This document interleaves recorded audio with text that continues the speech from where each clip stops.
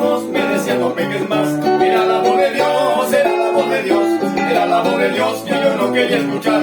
Era la voz de Dios, era la voz de Dios, era la voz de Dios que yo no quería escuchar.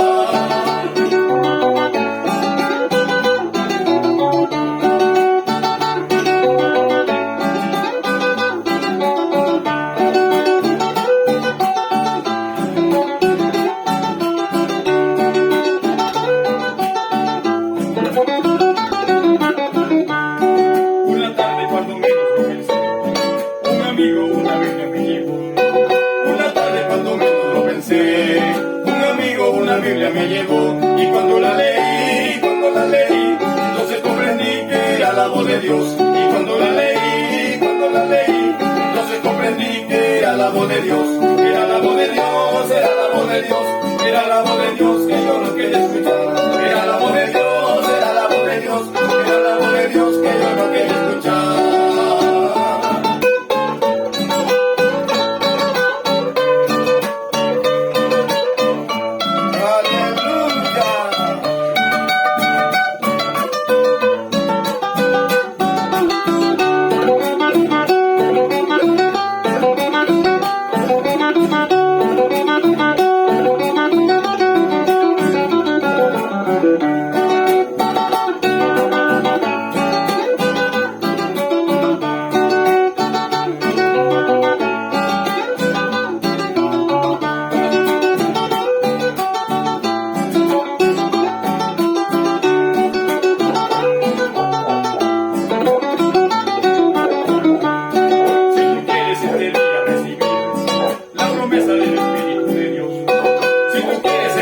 Recibir la promesa del Espíritu de Dios. Él te llenará, si le das entrada en tu corazón. Él te llenará, si le das entrada en tu corazón.